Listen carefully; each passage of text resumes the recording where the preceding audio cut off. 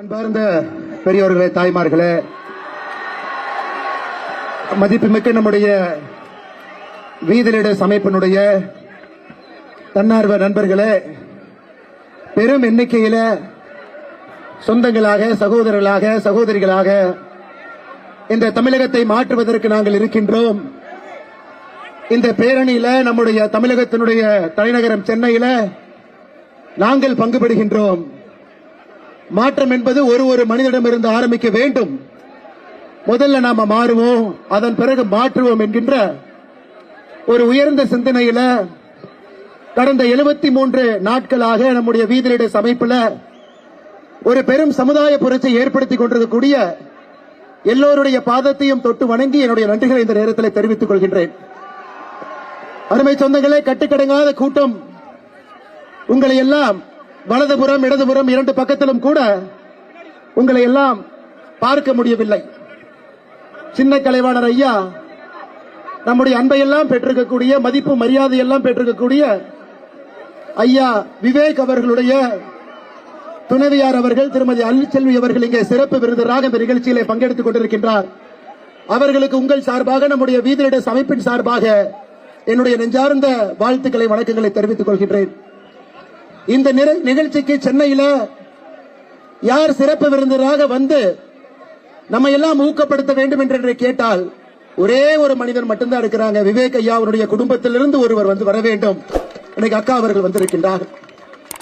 2021 April மாதத்தில் நம்மை விட்டு விவேக் ஐயா அவர்கள் பிரிந்து சென்று 5 வருட காலம் ஆகிறது.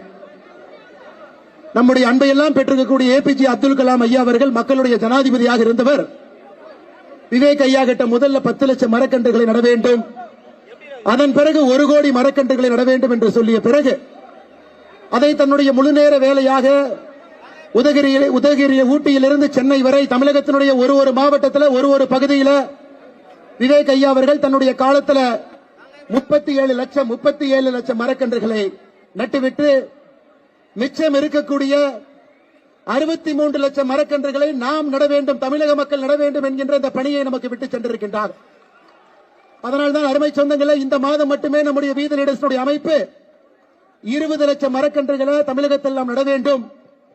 பனை மரத்தை நடணும், தேக்கு மரத்தை நடணும், ஒரு பகுதியில் இருக்கக்கூடிய அந்த மண்ணிற்கும் அந்த பகுதிக்கும் சம்பந்தப்பட்ட மரக்கன்றுகளை நட வேண்டும் என்கின்ற ஒரு பெரிய ஒரு வைராகிய நோக்கத்தோடு இந்த ஆகஸ்ட் மாதம் முழுவதுமே சுற்றுச்சூழல் மாதமாக நாம் இதை கொண்டாடி கொண்டிருக்கின்றோம். ஒரு தனி மனிதனும் கூட, ஒரு தாய்மாராக இருக்கட்டும், குழந்தையா இருக்கட்டும், பள்ளிக்கூடத்துக்கு செல்லக்கூடிய குழந்தையாக இருக்கட்டும், கல்லூரிக்கு செல்லக்கூடிய மாணவ செல்வங்க யாராக இருந்தாலும் கூட இந்த மாதம் அவர்களாக முன்வந்து இந்த மாற்றத்தில் நாங்களும் இருக்கின்றோம். ஏதோ ஒரு நதியை சுத்தம் பண்றோம். நீங்க பாருங்க, தாமிரபரணி நதியை சுத்தம் பண்ண ஆரம்பித்திருக்கின்றோம். வைகை நதியை தொடர்ந்து சுத்தம் செய்து கொண்டிருக்கின்றோம். பரமத்தி வேலூர்ல ஆரம்பித்து நம்முடைய காவிரி தாயை சுத்தம் செய்ய ஆரம்பித்திருக்கின்றோம். கன்னியாகுமரியிலிருந்து தூத்துக்குடி வரை 175 கிலோமீட்டர் கடற்கரையை கடந்த 4 வாரங்களாக சுத்தம் செய்து கொண்டிருக்கின்றோம். வீதிலிட அமைப்பை பொறுத்தவரை ஒரு பணியை எடுத்த பின்பு அதை முழுமையாக முடித்து காட்டி தமிழகத்தில் இந்த ஓராண்டுகள், இந்த 365 நாள் முடியும் பொழுது ஒரு டெமான்ஸ்ட்ரபிள் டிஃபரன்ஸ், மக்கள் தன் கண் முன்னால் ஒரு மாற்றத்தை பார்க்கணும். அதற்குத்தான் வீதிலிட அமைப்பு முழுமையாக உங்களுடைய அன்பையெல்லாம் பெற்று, இங்க யாரும் தொண்டர்கள் கிடையாது, எல்லோரும் தலைவர்கள் என்கின்ற நோக்கத்தில் இந்த பணியை செய்து கொண்டிருக்கின்றோம். இந்த மாதம் மட்டுமே ஆகஸ்ட் மாதம் இதுவரை 16 நாள்ல கிட்டத்தட்ட 1400க்கும் மேற்பட்ட நிகழ்வுகள் தமிழகத்தில் சுற்றுச்சூழல் சம்பந்தமாக நடந்திருக்கிறது. கடற்கரையாக, ஏரி குளமாக, பனைமரம் வைப்பதாக இருக்கட்டும், சுத்தம் செய்வதாக இருக்கட்டும், கிட்டத்தட்ட 1,06,000 கிலோ 1,06,000 கிலோ அப்படின்னா 100 டன்னுக்கு மேல பிளாஸ்டிக் குப்பைகளை மட்டும் வீதிலிட அமைப்பு இந்த 16 நாள்ல தமிழகத்தில் நாம் எடுத்திருக்கின்றோம். அமெரிக்க சொந்தங்களை, நாம் நம்முடைய சொந்தங்களை நீங்க யோசிக்கணும். எத்தனை பேர் கையில காலில தைரியமா உள்ள நடந்து போய் பாதுகாப்பு உபகரணங்கள் கூட போடாம அந்த குப்பையெல்லாம் எடுக்கும் பொழுது நமக்கே நெஞ்சு வலிக்கிறது. வைகை நதியில பார்த்து அங்க நிக்கவே முடியலங்க, அந்த அளவுக்கு குப்பை கூலம். நம்முடைய தொண்டர்கள் அதை எடுக்கும் பொழுது அங்கே நம்மளால மூச்சு கூட விட முடியல, அங்க எந்த உயிரினமும் கூட இல்ல. அங்கே நம்முடைய தொண்டர்கள் முகம் சொலிக்காம உள்ள இறங்கி வைகை தாயை சுத்தம் பண்றாங்க, காவிரி தாயை சுத்தம் பண்றாங்க, தாமிரபரணி தாயை சுத்தம் பண்றாங்க. இதுதான் நமக்கு வேண்டும். ஒரு அடிப்படை அரசியல் கட்டமைப்பு, நல்ல அரசியல் கட்டமைப்பு வேண்டும் என்றால் அதிலிருந்து வரக்கூடிய தொண்டர்கள் தலைவர்கள் யாராக இருந்தாலும் கூட ஒரு சேவை மனப்பான்மையோடு வருபவர்களால் மட்டும்தான் அடிப்படை அரசியல் கட்டமைப்பை மாற்ற முடியும். அதை நம்ம இன்னைக்கு வீதியிட அமைப்பு நம்ம எல்லோரும் தலைவர்களாக ஒரு படியாக சென்று கொண்டிருக்கின்றோம். 73 நாட்கள் நீங்க யோசிச்சு பாருங்க. இந்தியாவில் எத்தனை அமைப்பு ஆரம்பிக்கப்பட்ட 73 நாட்கள்ல எத்தனை அமைப்புக்கு 20 லட்சம் பேர் தன்னார்வலாக இருக்கின்றார். எத்தனை அமைப்புகள் இருக்கிறார்? ஆண்டாண்டு காலமாக இருந்த அமைப்புகள் இருக்கிறாங்க, ஆண்டாண்டு காலமாக இருந்த அரசியல் கட்சிகள் இருக்கிறாங்க. ஆனா ஆரம்பித்த 73 நாட்கள்ல 20 லட்சம் நம்முடைய இலக்காக இருக்கக்கூடிய 50 லட்சத்தை நோக்கி போயிட்டு இருக்கோம். பத்திரிகை நண்பர்களுக்கு தெரியும் இந்த கவுண்டரை போய் பார்த்துக்கலாம். நாம யாருக்குமே சொல்லல, அண்ணா நீங்க போய் இன்னொருத்தரை சேர்த்துங்க, நீங்க போய் நம்பரை கூட்டிட்டு வாங்க, நமக்கு எண்ணிக்கை எப்பொழுதுமே வேண்டாங்க ஐயா. ஒருவராக நம்முடைய அமைப்பை பார்த்து, வேலையை பார்த்து, மாற்றத்தை பார்த்து வரக்கூடிய ஒருவராக வந்த 50 லட்சத்தை எட்டணும். நாளைக்கு காலையில் நம்ம எளிதா சொல்லலாம், 20 லட்சம் பேர் ஆளுக்கு இன்னொருத்தரை கூட்டிட்டு வாங்க, 40 லட்சம் ஆயிருங்க ஐயா. இல்லை, அது நோக்கம் அல்ல. வீதியிட அமைப்பினுடைய நோக்கம் மாற்றத்திற்காக வரக்கூடிய 50 லட்சம் பேர் வந்த பிறகு இதை அரசியலாக நாம் மாற்றி மக்களுக்கான அரசியலாக இதை நாம் கையில் எடுக்க போகின்றோம். அதனால் நமக்கு பொறுமை மிக மிக முக்கியமாக இருக்கிறது. காரணம், அடிப்படை அரசியல் இருந்து மாற்ற வேண்டும் என்று கிளம்பி வந்திருக்கின்றோம். தலைவர்கள் டெல்லியில் அமர்ந்து தமிழ்நாட்டுக்கான முடிவை எடுக்கக்கூடாது. சென்னையில முக்கியமான வீட்டில் உட்கார்ந்து தலைவர்கள் முடிவெடுக்க கூடாது. தலைவர்கள் என்பது ஒரு கிராமத்தில், அங்கே கிராமத்துக்கான முடிவுகளை அந்த தலைவர்கள் எடுக்கணும். ஒரு நகரத்தில் தலைவர்கள் அமர்ந்து முடிவு எடுக்கணும். ஆனால் டெல்லியினுடைய காலம் சென்னை சென்ட் ஜார்ஜ் கோட்டையில் அமர்ந்துதான், அல்லது நான் போயஸ் கார்டன்ல அமர்ந்துதான், அல்லது நான் ஈசிஆர் பனையூரில் அமர்ந்துதான், அல்ல நான் கோபாலபுரத்தில் அமர்ந்துதான் முடிவெடுப்பேன் என்கின்ற காலம் எல்லாம் மாறிவிட்டது. அருமை சொந்தங்களே, நான் யாரையும் குறையாக குற்றமாக சொல்லல. அடிப்படையில் இருக்கக்கூடிய தலைவர்கள் அடிப்படையில் அவர்கள் ஊருக்கான அவர்களுடைய சமுதாய பிரச்சனைக்கான தீர்வு அவர்களாக எடுக்கும் பொழுது மட்டும்தான் நிலையான அடிப்படை அரசியல் மாற்றம் நடக்கும்.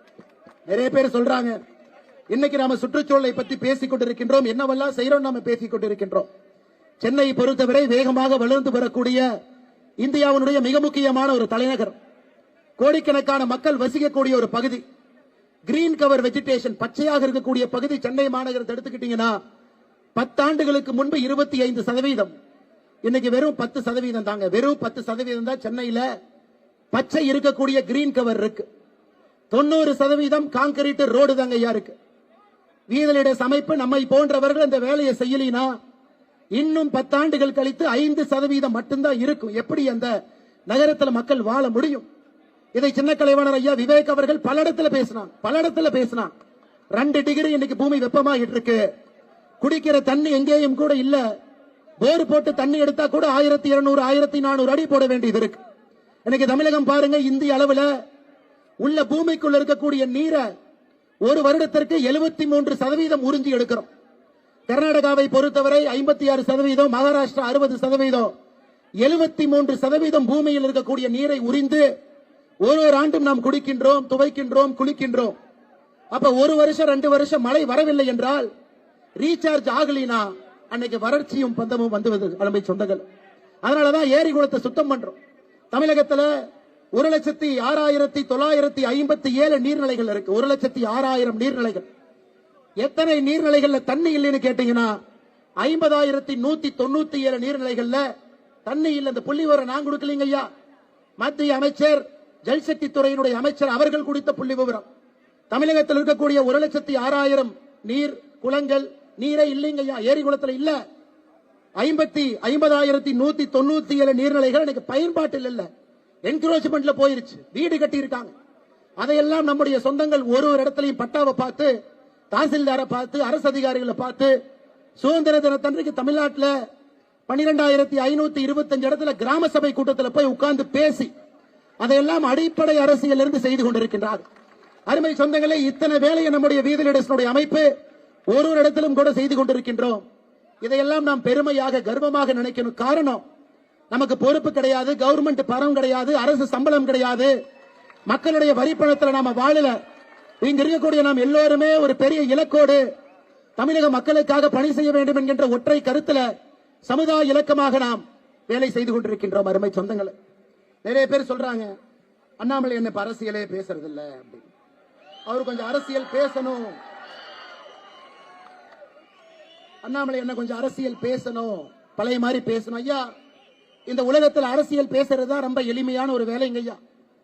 விமான நிலையத்துக்கு வெளியே வந்தீங்கன்னா பத்திரிகை நண்பர்கள் இருப்பாங்க, ரயில்வே ஸ்டேஷனுக்கு வெளியே வந்தா பத்திரிகை நண்பர்கள் இருப்பாங்க. பத்திரிகை நண்பர்கள் அவங்களுடைய கடமையை செய்வதற்காக மைக்க நீட்டுவாங்க. இன்னைக்கு அரசியல் எப்படி இருக்குன்னு நீங்க யோசிச்சு பாருங்க. எதிர்கட்சியா இருந்தா ஆளுங்கட்சி சரியில்லை, ஆளுங்கட்சியா இருந்தா எதிர்கட்சி சரியில்லை. இந்த அரசியலை பேசுவதற்கு எதற்கு அண்ணாமலை அங்க போகணுங்க ஐயா? நாம் இந்த அரசியலை செய்வோம், அடிப்படை மாற்றத்திற்கான அரசியலை செய்வோம். தமிழகத்தில் இப்பதான் இத்தனை ஆண்டு காலம் கழித்து மக்களுக்கு பிடிக்குதோ இல்லையோ ஒரு புரட்சி நடந்திருக்கு. ஒரு முதலமைச்சர் ஆட்சிக்கு வந்திருக்கிறாங்க. நான் எல்லா இடத்திலும் கூட சொல்வது, ஓராண்டு காலம் கொடுங்க, ஒரு ஆண்டு காலம் கொடுங்க. 108 எம்எல்ஏ வந்ததுல 101 எம்எல்ஏ இப்பதான் முதல் டைம் சட்டமன்றத்துக்குள்ள எட்டி பார்க்கிறாங்க. சட்டமன்றத்துக்குள்ள எட்டி பார்க்கிறாங்க, கை குழந்தையோடு வந்திருக்கின்றார். மொத்தம் 234 எம்எல்ஏ 154 பேர் முதல் முறையாக சட்டப்பேரவைக்குள்ள 2026 தேர்தலுக்கு பிறகு கால் எடுத்து வைத்திருக்கின்றார்.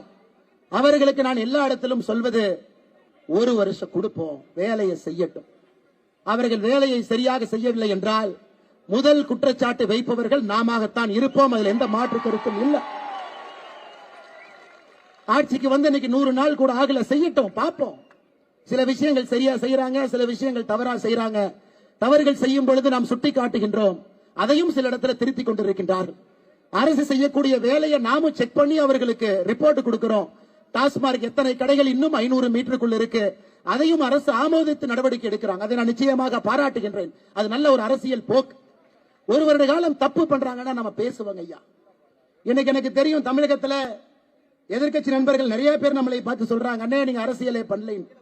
எனக்கு எதிர்கட்சி பண்ணக்கூடிய அரசியல் என்னன்னா, எப்படியாவது இந்த ஆளுங்கட்சியை கவுத்து ஆட்சிக்கு வர வேண்டும் என்பதுதான் எதிர்கட்சிகள் செய்யக்கூடிய அரசியலா இருக்கு. அதுக்கு ஆபரேஷன் மெகாலயான்னு ஒரு பேரு, புள்ள உடிக்கிற மாதிரி 10 எம்எல்ஏ பிடிச்சிட்டு வாங்க, அவங்கள சபாநாயகரின் மீது நம்பிக்கையில்லா தீர்மானத்தை கொண்டு போங்க, அதுல ஆட்சியை கவலுங்க ஐயா. தப்ப ஆட்சி பண்ணா ஆட்சியை கவலுப்புங்க ஐயா. ஒரு வருஷம் எல்லாரும் நேரம் கொடுங்க. எதற்கு காலையில வெந்நீரை ஊற்றியது போல எல்லாம் அப்படி சுத்திக்கிட்டே இருக்கிறீங்க, வேலை செய்யட்டும். அதே போல மத்திய அரசை பொறுத்தவரை இன்னைக்கு நண்பர்களுக்கு இந்த மேடையில் நான் சில விஷயத்தை போட்டு உடைக்க விரும்புகின்றேன். இன்னைக்கு நிறைய நம்முடைய பிஜேபி நண்பர்களாக இருக்கட்டும், மாற்றுக் கட்சி நண்பர்களா இருக்கட்டும், அண்ணாமலை என்ன பிஜேபி விட்டு வரலீங்க, அவர் பிஜேபி பி டீமுங்க. அவர் டெல்லி எப்படி போனார் பாத்தீங்களா? ஜம்முன்னு போனார், 4 நாள் ரிசைன் பண்றார். அமித்ஷாவை பார்த்தார், எல்லாத்தையும் பார்த்தார், ஆனா சண்டையே போடலையே. சண்டை போட்டா தானே அவர் பிஜேபிக்கு எதிரி, சண்டையே போடலையே. அவர் மரியாதை நிமித்தமாக எல்லாத்தையும் பார்த்துட்டு, ஐயா உங்க வேலையில் நீங்க போங்க, என் வேலையில் நான் போறேன், எனக்கு ஒரு புது விதமான அரசியல் எண்ணம் இருக்கு, இதுல செஞ்சுக்கிறேன். அதுவும் போய் தான் அமித்ஷா அண்ணாமலையோட காதல் ஏதோ சொல்லி தமிழ்நாட்டுக்கு அனுப்பிச்சிருக்காரு. அது அண்ணாமலை பக்காவாக தமிழ்நாட்டில் வந்து செய்வதற்காக பிஜேபி பிளீன்டின். ஆமா, உண்மைதான். அமித்ஷா என் காதல் ஒரு விஷயத்தை சொன்னார், இத்தனை காலமாக சொல்லல, இந்த மேடையில சொல்றேன். அமித்ஷா அவர்கள் என்னை டெல்லிக்கு வர சொன்னாரு, டெல்லியில பொறுப்பெடுக்க சொன்னார். 3 ஆண்டுகளுக்கு மேல டெல்லியில் வந்து இருக்க வேண்டும் என்று சொன்ன பொழுது நமக்கு அது ஒத்து வராதுங்க ஐயா, நான் தமிழ்நாட்டில் இருந்துக்கிறேன், நமக்கு அது வேண்டாங்க ஐயா. நான் இங்கேயே சின்னமா பாவமா இங்கேயே மக்கள் சேவை பண்ணிக்கிட்டு நம்முடைய நண்பர்களோடு சகோதர சகோதரர்களோடு இங்கேயே இருந்துக்கிறேன். அதுல சில நண்பர்கள் அண்ணாமலை அமெரிக்கா போயிருவார், டெக்சாஸ் போயிருவார், கலிபோர்னியா போயிருவார். ஐயா, இந்த கை இங்க குப்பை தாங்க எடுத்துட்டு இருக்கு, எங்கேயும் போல. டெல்லியே போகாத இந்த அண்ணாமலை எங்க அமெரிக்காவுக்கு போக போறான்? சரி, நான் சொல்றேன், சில பிஜேபி காரங்களுக்கு நம்பிக்கை இல்லையா? 20ஆம் தேதி அமித்ஷா தமிழ்நாடு வர்றாரு. ஐயா, அண்ணாமலைக்கு ஏதோ ஆஃபர் கொடுத்தீங்களாமா? அவர் வேண்டான்னு சொல்லிட்டு வந்தாராமா?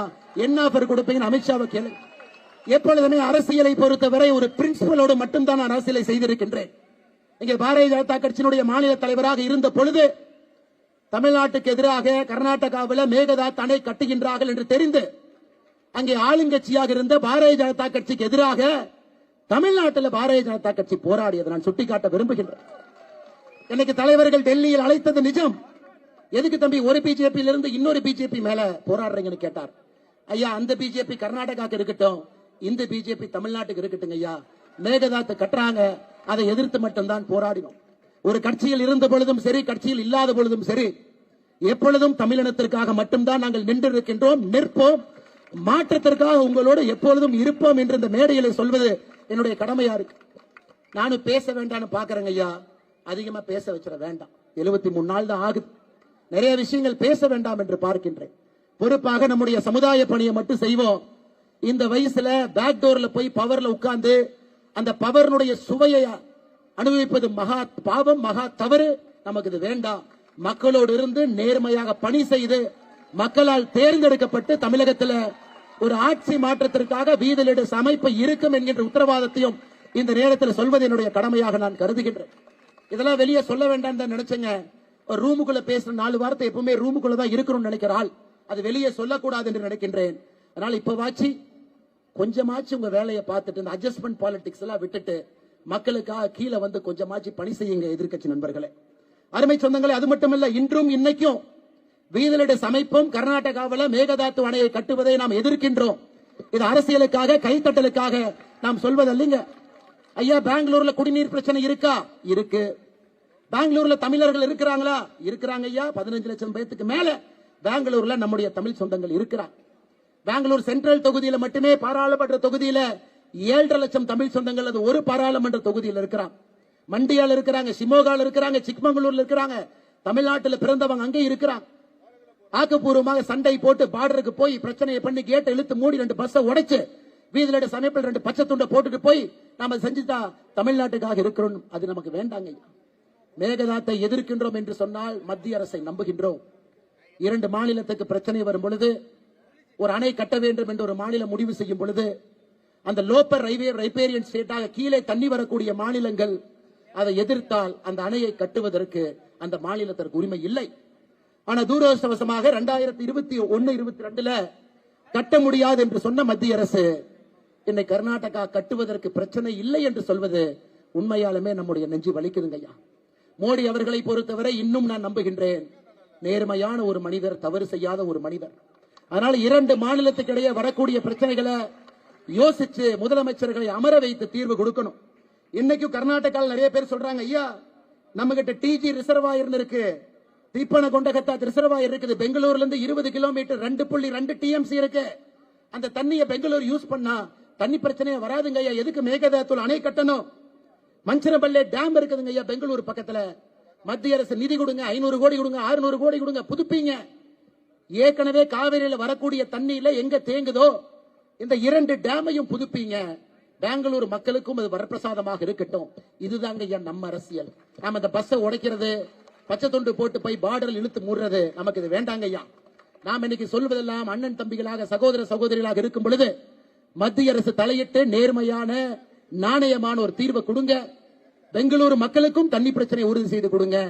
ஏற்கனவே காவிரியில தண்ணி வரல, தயவு செய்து இன்னொரு அணையை 9,000 கோடி ரூபாய்க்கு கட்டி அந்த மேகதாத் அணை எங்க இருக்கு? இன்னைக்கு கர்நாடகாவில் முதலமைச்சராக இருக்கக்கூடிய DK சிவகுமார் அவருடைய சொந்த தொகுதியில மேகதாத்து இருக்குது என்பதையும் நீங்கள் புரிந்து கொள்ள வேண்டும் அருமை சொந்தங்களே. அதற்கு மேல அரசியல் பேச விரும்பல. இதுதான் நம்முடைய நிலைப்பாடு. இல்ல அண்ணாமலை தமிழ்நாடு பட்ஜெட்டை பத்தி பேசலையா? தமிழ்நாடு பட்ஜெட்டை பத்தி 2 வார்த்தை சொல்லுங்க ஐயா. ஐயா இப்பதான் வந்திருக்கிறாங்க. நான் நம்ம முதலமைச்சர் விஜய் சார் அவர்களுக்கு ஒரே ஒரு வேண்டுகோள் மட்டும்தான் வைக்கிறேன். ஐயா இந்த பட்ஜெட்டை பார்த்தோம், ஒரு 15,000 கோடி சேவ் பண்றீங்க, செலவீனங்களை குறைக்க பாக்குறீங்க, 15,000 கோடி பிடிச்சு நிறுத்த பாக்குறீங்க. ஒரே ஒரு வேண்டுகோள் வைக்கிறேங்க ஐயா, நீங்கள் மிச்சம் பிடிக்கக்கூடிய 15,000 கோடியில முதல் 5,000 கோடி கிராமப்புறத்தில் இருக்கக்கூடிய நீர்நிலைகளை மேம்படுத்துவதற்காக அந்த 5,000 கோடி கொடுங்க. 5 வருஷம் 5,000 கோடி கொடுங்க. 5 வருஷத்துல அது 25,000 கோடி, பெரிய மாற்றம் நடக்கும். கர்நாடகாவில் சித்தராமையா அவர்கள் செஞ்சாங்க. அதனாலதான் ஒரு கிராமத்துக்கு போனாலும் லிப்ட் இரிகேஷன் ஸ்கீம், உபரி தண்ணீரை லிப்ட் பண்ணி கிராமத்துக்கு கொண்டு போய் கொடுத்துறாங்க. எல்லோரும் அமைதியாக நல்லா இருக்கிறாங்க. ஒரு 5,000 கோடி ஒதுக்குங்க ஐயா. நீங்கள் சேமிக்கக்கூடிய 15,000 கோடியில 2வது 5,000 கோடி அரசு பள்ளிகளுடைய தரத்தை உயர்த்துவதற்காக அரசு பள்ளிகளுக்கு கொடுங்க ஐயா. நீங்க சேமிக்கக்கூடிய 3வது 5,000 கோடி கிராமப்புறத்தினுடைய வளர்ச்சிக்காக அந்த 5,000 கோடி கொடுங்க ஐயா. இப்படி நீங்க கொடுக்கலீங்கன்னா அவங்களால பட்ஜெட் போடவே முடியாது. செலவுகள் வந்துகிட்டே தான் இருக்கும். ஒரு டிபார்ட்மெண்ட்டுக்கு பணம் வேணும் கேட்பாங்க, எல்லா மக்களுக்கும் பணம் வேணும். சேமிக்கக்கூடிய பணத்தில் இந்த 15,000 கோடியை 3-5,000 கோடியாக பிரித்து அடுத்த தமிழகத்திற்கு அடுத்த 5 ஆண்டுகள் 25,000 கோடி, வருஷத்துக்கு 5,000 கோடி நீர் மேலாண்மைக்கு, கல்விக்கு வருஷத்துக்கு 5,000 கோடி, 5 வருஷம் 25,000 கோடி, கிராமப்புறத்தினுடைய வளர்ச்சிக்கு 5,000 கோடி, 5 வருஷத்துக்கு 25,000 கோடி கொடுங்க ஐயா. தமிழ்நாடு நிச்சயமாக மாறும் மாறும் மாறும். இது மட்டும்தான் நாங்க உங்களுக்கு வீதிலிடு அமைப்பு சார்பாக நாங்கள் சொல்லக்கூடிய யோசனைங்க ஐயா. இதை நீங்கள் செய்வீர்கள் என்று நாங்கள் நம்புகின்றோம். கரப்ஷன் நின்றுச்சுங்கிறாங்க, மறுபடியும் ஆரம்பிச்சிருக்கு, பார்த்துக்கிட்டு தான் இருக்கும். கரப்ஷன் முதலமைச்சர் விஜய் அவர்கள் கரப்ஷனுக்கு எதிராக இருப்பது உண்மைதான், அதையும் நாம் பார்க்கின்றோம். டெண்டர் பெரிய பெரிய டெண்டர்ல வாங்கல, பல அமைச்சர்கள் இப்பதான் வாங்க ஆரம்பிச்சிருக்கிறாங்க. அவங்கள ஓட்டுக்கு பணம் கொடுக்காம வந்துட்டாங்க. சில அமைச்சர்கள் சொல்றாங்க, எங்கிட்ட ஆடியோவே இருக்கு, அவங்கள ஓட்டுக்கு பணம் கொடுக்காம வந்துட்டாங்க. தம்பி, நாங்கெல்லாம் ஓட்டுக்கு பணம் கொடுத்து வந்தோம், ஒரு 2% கொடு தம்பி, 3% கொடு தம்பி, 4% கொடு. இது முதலமைச்சர் விஜய் அவர்கள் கவனத்திற்கு இப்பவே கொண்டு வர்றங்க ஐயா. ஒரு வருஷம் கழிச்சு நாங்க பிரச்சனை பண்றதுக்கு முன்னாடி நீங்க எப்படி இருக்கிறீங்க, அதை உங்களுடைய அமைச்சர் பெருமக்களுக்கும் அதை அறிவுறுத்துங்க. நேர்மையான ஆட்சி. நீங்க நேத்து சுதந்திர தின உரையில் சொன்னீங்க, தமிழகத்துல கரப்ஷனை நம்முடைய காலத்துல ஒழிப்புங்க ஐயா. நம்முடைய காலத்துல டிவிக்கு இருக்கட்டும், இந்த பக்கம் வீதரீடஸ் இருக்கட்டும், நம்முடைய காலத்துல அந்த கரப்ஷனை ஒழிப்பு நம்மால் முடியும். செய்து கொடுக்க துணிந்தவர்கள் நாம் இங்க இருக்கின்றோம். ஆட்சி அதிகாரத்துல யாரும் உட்கார்ல. இங்க இருக்கிறவங்க யாரு எம்எல்ஏ இல்ல, யாரு எம்பியா இருந்ததில்ல, யாரு மந்திரியா இருந்ததில்ல. அதை சொல்வதற்கான முழு தார்மீக சுதந்திரமும் பொறுப்பு நமக்கு இருக்கு. அதனால கொஞ்சம் கடிவாளம் போடுங்க ஐயா, லூசு விட்டுறாதீங்க. கொஞ்சம் சனிக்கிழமை ஞாயிற்றுக்கிழமை ரிவ்யூ மீட்டிங் எடுங்க. 2 நாள் விடுபடுத்தீங்கன்னா அதிகாரிகளுக்கு அமைச்சர்களுக்கு குளிர் விட்டு போயிடும். அதையும் கொஞ்சம் பாருங்க, கண்ட்ரோல்ல வைங்க. குதிரைக்கு எப்பொழுதுமே கடிவாளத்தை கொஞ்சம் லூசா விட்டுட்டீங்கன்னா குதிரை வலது பக்கம் இடது பக்கம் போகும். மக்கள் உங்கள் மீது பெரிய நம்பிக்கையோடு அந்த இடத்தை கொடுத்திருக்கிறாங்க. நீங்கள் தவறு செய்யாமல் அதை கொண்டு செல்ல வேண்டும் என்கின்ற அன்பான வேண்டுகோளையும் கூட இந்த நேரத்தில் வீதரீடஸ் அமைப்பு சார்பாக சொல்லுவது என்னுடைய கடமையாக நான் கருதுகின்றேன். அருமை சொந்தங்களே, இது மட்டும் இல்ல, நான் அரசியல் பேசலாங்க ஐயா. நம்ம தான் அரசியல் பேசக்கூடாது நீங்க வந்திருக்கோம். நம்ம சமுதாய பணியை மட்டும் செய்வோம், அடிப்படை மாற்றத்தை செய்வோம். ஏன்னா மேடையில் இருக்கக்கூடிய அக்கா அருள்செல்வி அவர்களை நான் சங்கடப்படுத்த விரும்பல. அவங்க எல்லா அரசியல் கட்சிக்கு பொதுவானவங்க. ஐயா விவேக் அவர்கள் எல்லா அரசியல் கட்சிக்கு பொதுவானவங்க, எல்லாருக்கும் பொதுவானவங்க. நம்ம அரசியல் கட்சி இல்ல, சமுதாய கட்சி. சமுதாயத்துக்காக பாடுபடக்கூடிய ஒரு கட்சி. மக்களோடு நாம் இருக்கின்றோம். ஆனால் தொண்டர்களுக்கு ஒரே ஒரு வேண்டுகோள் வைக்கிறேங்க ஐயா. ஐயா 73 நாள் பொறுப்பே இல்லாம ஒரு இயக்கம் இயங்குவது ரொம்ப கஷ்டங்க ஐயா, ரொம்ப கஷ்டம். 73 நாட்கள் பொறுப்பு இல்லாம லீடர்லெஸ் கிரௌடா எல்லோரும் லீடரா இருப்பது பெரிய பாகியம். அப்பனா எந்த அளவுக்கு நீங்க ஈகோவை உடைச்சு, எந்த அளவுக்கு நீங்கள் எல்லாம் ஒரு இயக்கத்தின் மீது நம்பிக்கை வைத்து ஒரு தொலைநோக்கு பார்வையோடு இங்க வந்திருக்கிறீங்க. அதனால நமக்குள்ள சண்டை வேண்டாங்க ஐயா. இது நம்முடைய வாழ்க்கையில ஒரு முறை கிடைக்கக்கூடிய வாய்ப்புங்க ஐயா. ஒரு பால்ல 6 அடிக்கும், ஒரு முறை கிடைக்கக்கூடிய வாய்ப்பு. கொஞ்சம் ஈகோவுக்கு இடம் கொடுக்காம எல்லா பகுதியில் இருக்கக்கூடிய இளைஞர் பெருமக்கள் எவ்வளவு வேலை இந்த ஒரு மாசத்துல எந்த எதிர்பார்ப்பும் இல்லாம பண்ணிருக்கிறீங்களா, எத்தனை வேலை செஞ்சிருக்கிறீங்க. அதை தொடர்ந்து நாம் செய்வோம். நம்முடைய உழைப்புக்கு கிடைக்கக்கூடிய ஊதியம் என்னன்னு கேட்டீங்கன்னா வாக்கு என்று சொல்வதை விட மக்களுடைய புன்னகை தாங்க ஐயா முதல்ல கிடைக்கும். அது டிசம்பர் மாதத்திற்குள்ள நம்ம எல்லோருக்கும் அது கிடைக்கும். சொன்னபடி நாம் செய்வோம், எங்கேயும் நாம போக வேண்டாங்க ஐயா. இதுல மட்டும் நாம் கவனம் பண்ணும். கடைசியாக மீடியா நண்பர்கள் அண்ணே, டெல்லியில சிஜேபி ப்ரொடெஸ்ட் பண்ணாங்க.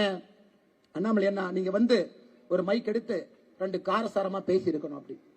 ஐயா இன்னைக்கு நீட் என்பது 2021, 2024, 2026 3 வருடம் நீட் பேப்பர் லீக் ஆச்சு.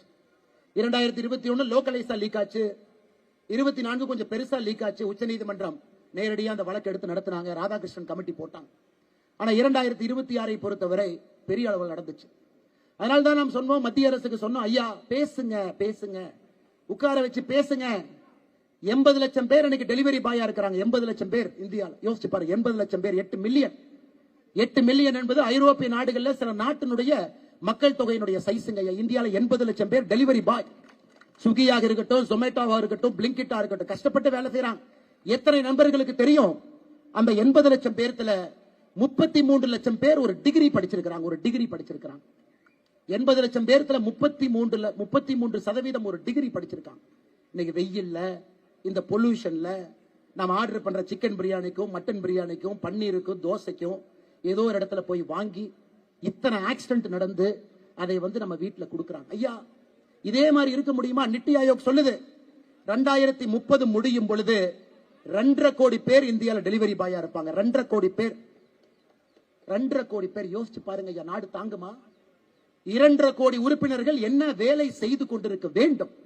அவங்களை என்ன வேலை நாம செய்ய வைக்கிறோம்? இன்னைக்கே நீங்க அமெரிக்காவில் பல இடத்துக்கு போங்க, ரோட்ல டிராபிக்ல வண்டி நிக்கிற மாதிரி ரோபோ நின்றுட்டு இருக்கு. பல இடத்துல நீங்க பார்க்கலாம். அட்லாண்டால பார்க்கலாம், கலிபோர்னியால பார்க்கலாங்க ஐயா. ரோபோக்குள்ள சாப்பாடு வச்சிடறாங்க, வீட்டு வாசலுக்கு வந்துடும். பாஸ்கோடு போட்டா டப்பா ஓபன் ஆகிக்கும், சாப்பாடு எடுத்துக்கலாம். பல இடத்துல ட்ரோன்ல கொண்டு போய் வீட்டு வாசல்ல வச்சிடறாங்க. இந்தியாவில் 5 வருஷத்துல வரப்போகுதுங்க ஐயா, வரப்போகுது. 80 லட்சம் பேர் எங்க போக போறாங்க? 2030 2.5 கோடி பேர் எங்க போக போறாங்க? நம்ம அரசியல் அவர்களுக்கான அரசியல். அவர்களுக்கு வேலை வாய்ப்பு உருவாக்கணும். அவர்கள் அடுத்த கட்ட எடுத்துட்டு போகணும். அதுக்காகத்தான் நம்ம சொன்னோம் மத்திய அரசு கிட்ட பேச்சுவார்த்தை நடத்துங்க. 18 வயசுல இருந்து 24 வயசுல இருக்கக்கூடிய இளைஞர்கள் 40% பேருக்கு வேலை இல்லை. படித்த டிகிரி இன்னைக்கு வெற்று காகிதமாக இருக்கு. இதை சொன்னா மத்திய அரசுக்கு எதிராக நம்ம போராட்டமோ ஆர்ப்பாட்டமோ மோடிக்கு எதிராக கோஷம் போடல. இந்த நாடு நன்றாக இருக்க வேண்டும் என்கின்ற அக்கறையில் நம்ம பேசுறோம். அந்த இளைஞர்களுக்கு வேலை வாய்ப்பை உருவாக்க வேண்டும் என்கின்ற அக்கறையோடு பேசுகின்றோம். இது பெரிய கவனம் மாநில அரசுக்கும் மத்திய அரசுக்கு இருக்கணும். இளைஞர்களுடைய வேலை வாய்ப்பு இன்மை என்பது பெரிய ஒரு விஷயமா மாறப்போகுது. 2029 பாராளுமன்ற தேர்தலில் அதிகப்படியான வாக்காளர்கள் ஜென்சி வாக்காளர்கள். 2029 பாராளுமன்ற தேர்தலில் 34 கோடி பேர் 1996க்கு பின்னாடி பிறந்தவங்க. இந்தியாவில் அவங்க தான் பெரிய பிளாக். 34 கோடி பேர் 1996க்கு பின்னாடி பிறந்தவங்க. 1980 இருந்து 96 நாம இருக்கக்கூடிய மில்லேனியல் 30 கோடி பேர். 65 கோடி பேர் 1980க்கு பின்னாடி பிறந்தவங்க ஓட்டு போட போறாங்க. எண்ணங்கள் வேறு மாதிரி இருக்கு, வேகமா இருக்காங்க, மாற்றம் வேணும்னு நினைக்கிறாங்க. பழசையெல்லாம் ஏற்பதற்கு தயாராக இல்லை. நாளை காலையில மாற்றம் வேணுங்கிறாங்க. அதற்கும் we the leaders அந்த அரசியலுக்காக நம்மை நாம் புதுப்பித்துக் கொள்ள வேண்டும். இந்த பல அரசியல் மேடையிலே நடிகை திட்டுறது, நடிகரை திட்டுறது, ஒருத்தருடைய தந்தை தாயை பத்தி பேசுறது, குடும்பத்தை பத்தி பேசுறது, அப்பாவை பத்தி பேசுறது, அதெல்லாம் போச்சுங்க ஐயா, அதெல்லாம் போச்சு. சட்டசபையில் அநாகரிகமாக வம்புக்கு இழுத்து ஒரு பெண்ணை நயவஞ்சகமாக தவறான வார்த்தையில சித்தரிக்கிறது. அதை வெளியே வந்து சொல்லுவாங்க, எங்க தலைவரை பாத்தீங்களா, எப்படி சொன்னாரு பாத்தீங்களா, எவ்வளவு டபுள் மீனிங்கோட சொல்லாரு பாத்தீங்க. அந்த அரசியல் போச்சுங்க ஐயா, போச்சு. 1980க்கு பிறகு பிறந்தவர்கள் ஜென்சி மில்லேனியல் 65 கோடி பேர். அவர்களுக்கு எல்லாம் பிடிக்கலீங்க ஐயா, வேற அரசியல் எதிர்பார்க்கிறாங்க. இன்னைக்கு இருக்கக்கூடிய தமிழகத்தில் இருக்கக்கூடிய எதிர்கட்சிகள் எத்தனை பேருக்கு இது புரிஞ்சுதுன்னு தெரியல. ஆனா நமக்கு இது புரிஞ்சிருச்சு. அவங்க குரல்ல நல்லா கேட்டுட்டோம். அதற்காக நம்மை புதுப்பித்துக் கொண்டிருக்கின்றோம். சமுதாய சேவையில் இருக்கோம். படிப்படியாக ஒரு மாற்றமாக நாம் கொண்டு வந்து நிச்சயமாக அதை செய்வோம் என்கின்ற பெரிய நம்பிக்கையை உங்களுக்கு அளித்து, ஐயா இன்னும் 14 நாள் இருக்கு. நாம் இன்னைக்கு தமிழகத்துல மொத்தமா எவ்வளவு மரம் இன்னைக்கு நாம வச்சிருக்கோம் அப்படின்னு நீங்க கேட்டீங்கன்னா, நம்முடைய இலக்கு 20 லட்சம். இன்னைக்கு நம்ம 6,25,760 வச்சிருக்கோம். ஐயா நாயப்படி இன்னைக்கு நாம 10 லட்சத்தை தாண்டி இருக்கணும். ஆனா ஒரு இயக்கம் 6 லட்சம் மரம் வைத்தது 16 நாள்ல மிகப்பெரிய சாதனை. நம்ம அதுக்காக பூரிப்படைந்தாலும் கூட நம்ம இலக்கு இன்னும் பெருசுங்க ஐயா, 20 லட்சம். பல இடத்துல ஐயா மர பற்றாக்குறையா இருக்கு. டோல் ஃப்ரீ நம்பருக்கு எல்லாரும் போன் பண்ணா மரம் கொடுக்க மாட்டாங்க, மரமே இல்ல, மரம் ரொம்ப ரேட்டு ஜாஸ்தி பண்ணி சொல்றாங்க. எல்லாத்தையும் நான் புரிஞ்சுக்கிறேங்க ஐயா. அதனால் நம்முடைய இலக்கு 20 லட்சம். படிப்படியாக எல்லா இடத்திலும் கூட ஒரு வாலண்டியர், ஒரு தன்னால்வரர், ஒரு மரத்தை நீங்க வைங்க அப்படிங்கறதா நம்ம இலக்கு. 20 லட்சம் மரத்தை வச்சு அக்கா சொன்ன மாதிரி விவேக் ஐயா 37 லட்சம், நாமெல்லாம் சேர்ந்து இந்த மாசம் 20 லட்சம் 57 லட்சம். அந்த இலக்கு 1 கோடியை நாம் செய்து அக்கா கையிலே ஒப்படைத்து விடலாம். எங்கே இருந்தாலும் கூட சின்ன கலைவாணர் அவர்களுடைய ஆதரவு, அன்பு தமிழக மக்களுக்கு இருக்குது. வீதி லீடர்ஸ்க்கு இருக்க வேண்டும் என்பது அவசியம் இல்லை. தமிழக மக்கள் எல்லோரும் சேர்ந்துதான் இதை பண்ணுகின்றோம். அதனால் இந்த கட்டுக்கடங்காத இந்த நிகழ்வு பெரிய கூட்டத்தில் ஆரம்பத்திலிருந்து நடந்து வர வேண்டும் என்று சொன்னார்கள். கையொரு பக்கம் இழுத்து, கால் ஒரு பக்கம் இழுத்து. ஒரு படத்துல கவுண்டமணி அண்ணனும் ரஜினி சாரும் ஒரு படத்துல சினிமா பார்க்க போவாங்க. முதல்ல டிக்கெட் வாங்கினவங்களுக்கு தங்க செயின், 2வது டிக்கெட் வாங்கினவங்களுக்கு மோதிரன். எனக்கு இன்னைக்கு அப்படித்தாங்க ஐயா இருந்துச்சு. ஆனா கிடைத்த தங்க செயினும் மோதிரமும் நீங்க தாங்க ஐயா. அவ்வளவு தூரம் இங்க இழுத்து வந்து மேடைக்கு வந்து பார்க்கும் பொழுது அந்த கிடைத்த தங்க செயினும் மோதிரமும் நீங்க தான். அதனால் தொடர்ந்து இருப்போம். நாம் யாரையும் முன்னிலைப்படுத்த போவதில்லை. என்னோட புகைப்படத்தையும் தவறுங்கன்னு பல இடத்துல கேட்கிறேன். எல்லோரையும் முன்னிலைப்படுத்துங்க, உங்களை முன்னிலைப்படுத்துங்க, தலைவர்களை முன்னிலைப்படுத்துங்க, ஊரை முன்னிலைப்படுத்துங்க. அங்கிருந்து மாற்றம் கொஞ்சம் கொஞ்சமாக வரட்டும். வருங்காலம் நம்முடையது. கொஞ்சம் கூட சோம்பல் இல்லாம தளராம வேலையை செஞ்சுக்கிட்டே இருங்க. எதிர்பார்ப்பு இல்லாம செய்யுங்க. நிச்சயமாக மாற்றம் நம் பக்கம் வரும் என்று சொல்லி, மேடைக்கு இடதுபுறம், மேடைக்கு வலதுபுறம், மேடையினுடைய பின்புறம், மேடையில் மேல இருக்கக்கூடிய தலைவர்கள் எல்லோருக்கும் இந்த நேரத்தில் நன்றி தெரிவித்து, நம்முடைய சென்னை கார்பரேஷன்ல நம்முடைய கவுன்சிலராக இருந்து மக்களுக்கு பணி செய்து கொண்டிருக்கக்கூடிய அக்கா உமானந்த் அவர்கள் இந்த நிகழ்வுக்கு வந்திருக்கிறாங்க. அவர்கள் உட்பட மேடையில் இருக்கக்கூடிய எல்லா தலைவர்கள், இந்த நேரத்தில் நான் பேரை எங்கே இடத்துலயும் சொல்றது, தலைவர்கள் என்று சொன்னா எல்லா தலைவர்கள் தான். மேல இருக்கவங்க கடுமையா உழைச்சிருக்கிறாங்க. அமர் பிரசாத் ரெட்டி அவர் ஒரு 10 கிலோ வெயிட் குறைஞ்ச மாதிரி தான் எனக்கு இருக்குது பார்த்தா இன்னைக்கு. அதே போல கருநாகராஜனாக இருக்கட்டும், அண்ணன் ஸ்ரீகாந்த் அவர்களாக இருக்கட்டும், சகோதரர் வினோத் அவங்க இருக்கிறாங்க. இந்த பக்கம் நம்முடைய சுமதி வெங்கடேஷ் அக்கா ஆரம்பித்து, நளினி அக்கா ஆரம்பித்து எல்லோரும் இங்க இருக்கிறாங்க. மிக முக்கியமாக இந்த நிகழ்ச்சிக்கு இதுல அரசியல் பண்ண மாட்டாங்க, மக்களுக்காக இருக்கிறாங்கன்னு 16 நாள் நம்ம வேலையை பார்த்துட்டு இவங்க எல்லா இடத்துலயும் வேலை செய்யறாங்க. இவர்களுக்கு நம்முடைய ஆதரவை கொடுக்க வேண்டும் என்று வந்திருக்கக்கூடிய அக்கா அருள்செல்வி அவர்களுக்கு இந்த நேரத்தில் என்னுடைய சிறப்பு வணக்கத்தை, வாழ்த்துக்களை, நன்றிகளை தெரிவித்து, இலக்கு 20 லட்சம் என்பதை மறந்து விடாதீர்கள். சுத்தம் செய்வோம், சுத்தம் செய்வோம், சுத்தம் செய்வோம். சமுதாயத்தினுடைய அழுக்கு மட்டுமல்ல, அரசியலினுடைய கரைபடிந்த அழுக்கையும் சுத்தம் செய்வோம். ஒரு மாற்றத்திற்காக நிற்போம் என்று சொல்லி நம்முடைய பத்திரிகை நண்பர்களுக்கும் வந்திருக்கக்கூடிய எல்லா தன்னார்வ நண்பர்களுக்கும்